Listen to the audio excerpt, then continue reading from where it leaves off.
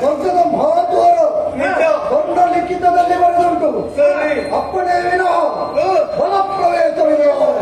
ಹಾಗಿದ್ರೆ ಹೊರದಲ್ಲಿ ತಾಯಿಯವರು ಯಾರಾದರೂ ಇರಬೇಕು. ಯಾರು ಏನೆಂಬುದಾಗಿ ವಿಚಾರಿಸಿ ನಾವು ಇಲ್ಲೇ ಇದ್ದೇವೆ. ನೀವು ಓದಲಿಕ್ಕೆ ಬರ್ತದಲ್ಲ, ಒಳ ಪ್ರವೇಶ ಮಾಡಬಾರ್ದು. ಅದಕ್ಕಾಗಿ ನಾವು ಇಲ್ಲಿ ನಿಂತದ್ದು. ನೀವು ಇಲ್ಲದೆ ನಾನು ಒಳಗೆ ಬಿಡಬೇಕಲ್ಲ, ಒಳಗೆ ಬರ್ಲಿಕ್ಕೆ ನಾನು ಬಿಡಬೇಕಲ್ಲ. ದೊಡ್ಡ ಜೀವ ಸೊಂದದ ಭಾಗದಲ್ಲಿ ನಾವು ಮಾಡ್ತಿರುವಂತ ಸಮಯದಲ್ಲಿ ನಿಮ್ಮಂತವರು ಬಂದು ನೇರವಾಗಿ ಒಳಗೆ ಬಿಡಲಿಕ್ಕೆ ಪ್ರಯತ್ನ ಮಾಡುದಂತ ಹೇಳಿದ್ರೆ ನನ್ನನ್ನು ಕೇಳುವವರು ಯಾರಿಲ್ಲ, ನಾನು ನಿಮ್ಮನ್ನು ಕೇಳುವವರು ಯಾರಿಲ್ಲ. ಇಲ್ಲಿ ನೀವು ಯಾರು ಅಂತ ಬೇಕಲ್ಲ ನಮ್ಮನ್ನು ವಿಚಾರ ಮಾಡಲಿಕ್ಕೆ. ಈಗ ನನ್ನ ಪರಿಚಯ ಸಿಕ್ಕಲಿಲ್ಲ.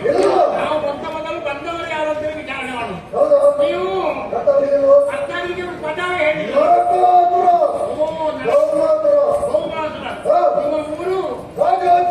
ಪಟ್ಟಣ. ಅಲ್ಲಿ ನಿಮಗೆ ಏನು ಕೆಲಸ? ದೀಪಾವಳಿ ಮೊದಲೇ ಆಗ್ತಿದ್ದಿ, ಈಗ ಹೇಗೆ ಆಗ್ತದ? ನಿಮಗೆ ಯಾವ ಕೆಲಸ? ನೀವು ಯಾರು? ಮಂತ್ರಿ. ಇವರ ಮಂತ್ರಿಯ ಇಷ್ಟು ಬಿಟ್ಟರೆ ನಿಮ್ಮಲ್ಲಿ ಇದ್ದಾರಲ್ಲ ಮಂತ್ರಿ. ನಿಮ್ಮ ಕೆಲಸ ಎಂತದಲ್ಲಿ? ಅವರು ಬಹುಶಃ ಮುಖ್ಯಮಂತ್ರಿ ಆಗಿರ್ಬೇಕು. ನೀವು ಸೇನಾಧಿಪತಿ. ನಿಮ್ಮಂತವರು ಸೇನೆಯನ್ನು ನೋಡಿಕೊಂಡ್ರೆ ಮತ್ತೆ ಅಲ್ಲಿ ಎಷ್ಟು ಉದ್ಧಾರ ಆಗಿತ್ತು. ಆಗಲಿಕ್ಕೆ ಬೇಕಾಗಿ ಇಲ್ಲಿಗೆ ಬಂದು ಉದ್ಧಾರ ಆಗಲಿಕ್ಕೆ ಬೇಕಾಗಿ ಇಲ್ಲಿಗೆ ಬಂದು ನೀವೆಲ್ಲ ಸೇರಿಕೊಂಡು ಸೇನೆಯನ್ನು ಸೇರಿಕೊಂಡು ಸೇರ್ಕೊಂಡು ಬಂದಿದ್ದೀರಿ. ಈಗ ನನ್ನ ಪರಿಚಯ ಉದ್ದ ಮೂರ್ಕೋಲು ಅದರ ಮೂರ್ಕೋಲು ಎತ್ತರ ಮೂರ್ಕೋಲು ಕೆಳಗೆ ನಾನು ಇಲ್ಲಿ ಹಾರಿಸಬಹುದು. ಗುಲಾಮದಲ್ಲಿ ಸಿಕ್ಕಿದ ಪಾಪಿ ಮಗ. ಅಯ್ಯೋ ಅವರ ಕೆಟ್ಟವರೇ ನಮಸ್ತೆ. ಇಂದ್ರನಿಗೆ ಬಂದ ಗತಿ ಕಡೆ. ಅಯ್ಯೋ ನಿನಗೆ ಬೇಕಾಗಿಲ್ಲ ಬಚ್ಚೆಯನ್ನು ನನ್ನ ಜೊತೆಯಲ್ಲಿ ಕಳಿಸು. ಈಗ ನಾನು ಇಂದ್ರನಾಗಿ ಕಾಣ್ತೇನೆ. ಇಲ್ಲಿಗೆ ಯಾರಾದರೂ ಇಂದ್ರ ಮಾರಕ ಅಲ್ಲಿಗೆ ಈತ ಬಾಗಿಲ ಪಟ್ಟ ಬಾಲಕನವರು ಈ ಪಟ್ಟಣಂತೆ ಇಲ್ಲ. ಪಟ್ಟ ನಿಮಗೆ ಪಟ್ಟವಂತದೆ ಒಟ್ಟಿನ ನೀವು ಎಲ್ಲ ಸೇರಿಕೊಂಡು ಸ್ವರ್ಗಕ್ಕೆ ಬಂದಿದ್ದೀರಿ. ಬಂದ ಕಾರಣ ಏನು? ನನಗೆ ಗೊತ್ತಾಗಿ ಏನು ಕಾರಣ ಅಂತ. ಬಹುಶಃ ನಿಮ್ಮ ಪೂರ್ವದಲ್ಲಿ ಈಗ ಕಡಿತೋರು ಉಂಟು. ಬಿಸಿ ಮಾಡಲಿಕ್ಕೆ ನೀವು ಬಂದದಾಗಿದೆ.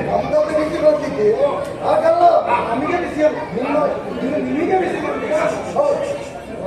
ಇಂದ್ರ ಇದ್ದಾರಲ್ಲ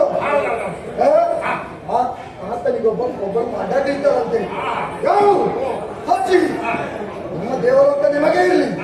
ಆದರೆ ಆ ಸಚ್ಚಿಯನ್ನು ನನ್ನ ಜೊತೆಗೆ ಕಳಿಸಬಹುದು. ನಾನು ಒಂದು ಮಾತು ನಿಮ್ಮಲ್ಲಿ ಹೇಳ್ತೇನೆ.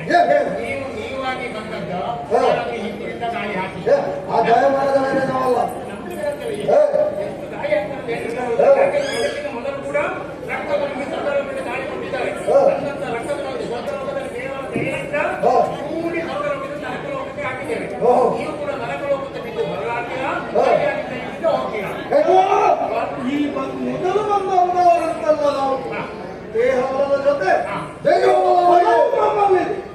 ಆದ್ರೆ ನೀವು ಹೋಗುದಿಲ್ಲ. ಹೋಗ್ಲಿಕ್ಕೆ ಬಂದವರಲ್ಲ. ನೀವು ಹೋಗುದಿಲ್ಲ. ನೀವು ಹೋಗುದಿಲ್ಲ.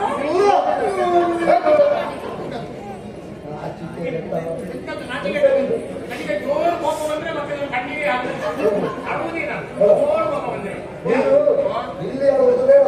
ನಿಮ್ಮ ಅಪ್ಪ ಇದ್ದಾರಲ್ಲ ಇಂದ್ರ ಬ್ರಹ್ಮದಾತ ಅವರ ಮನೆಗೆ ಹೋಗಿ ನಿಮಗೆ ಮರ್ಯಾದೆ ಹೇಳಿದ್ರೆ ನಿಮಗೆ ಅರ್ಥ ಆಗುದಿಲ್ಲ. ಅರ್ಥ ಆಗುವಾಗ ಹೇಳಿದ್ರೆ ನಿಮಗೆ ಗೊತ್ತಾಗುದಿಲ್ಲ. ಈಗ ನೀವು ಹೋಗ್ತೀರಾ? ಹೋಗ್ಲಿಕ್ಕೆ ಬಂದವರಲ್ಲ. ನೀವು ಹೋಗುದಿಲ್ಲ. ಹೋಗುದಿಲ್ಲ. ನೀವು ಹೋಗುದಿಲ್ಲ. ನಾನೇ ಹೋಗ್ತೇನೆ. ಸ್ವಾಗತದ ಮುಖೇನ ಹೊಟ್ಟೆಯನ್ನು ಕಳಿಸಿದ್ದೇವೆ. ಏನಾಗುತ್ತದೆ ಎಂಬುದಾಗಿ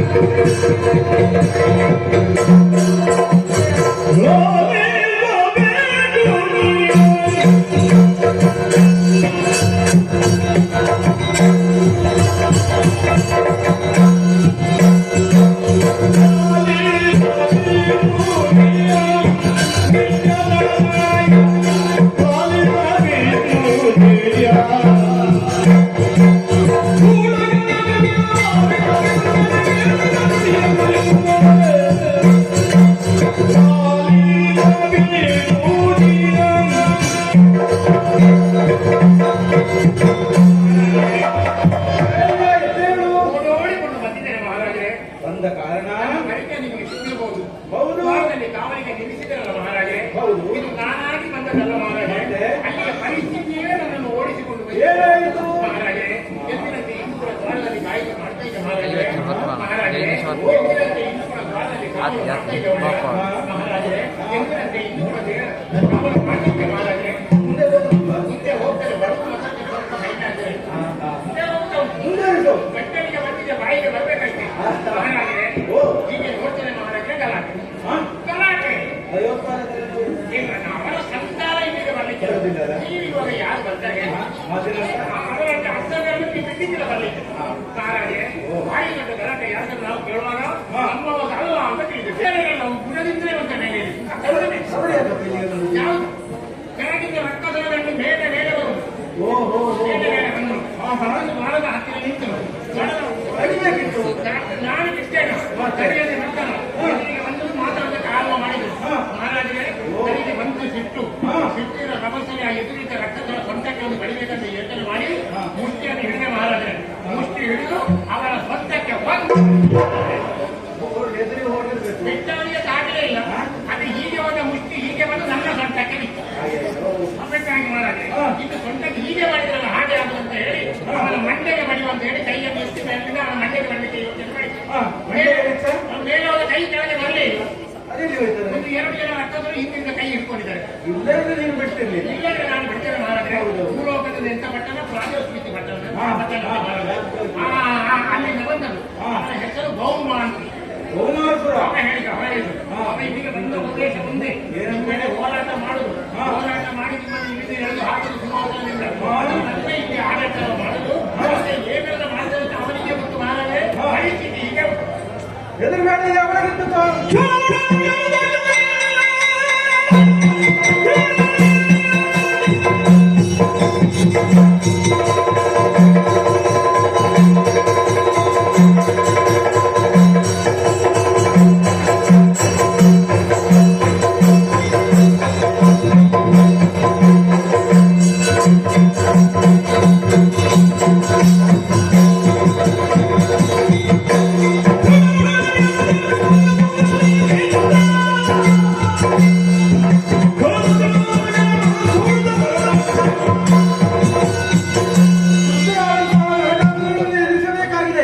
ನಮ್ಮವರನ್ನೆಲ್ಲ ಕೂಡಿಕೊಂಡು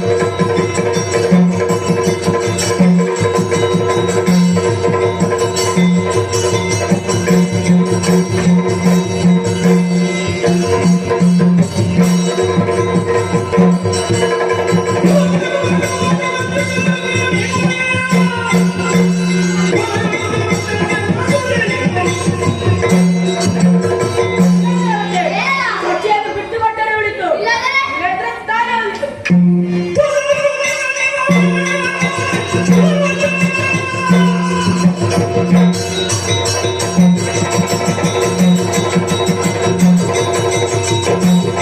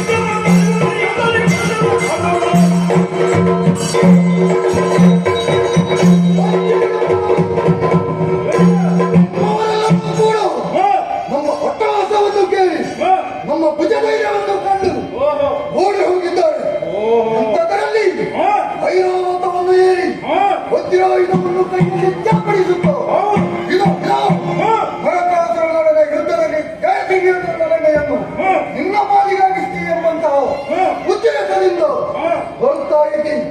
ಹೌದೇನು? ಬದುಕುವ ದಾರಿಯೊಂದನ್ನು ನಾನು ಸೂಚಿಸ್ತೇನೆ. ಬೇರೇನು ನಿನ್ನ ಹೆಂಡತಿ ಸಚಿ ಮಾಡಿದ್ದಕ್ಕಾಗಿ ಯಾಕೆ ನನ್ನ ಜೊತೆಯಲ್ಲಿ ಕಲಿಯಿಸು ನಡೀರಿ ನಿಲ್ಲಿದ್ದ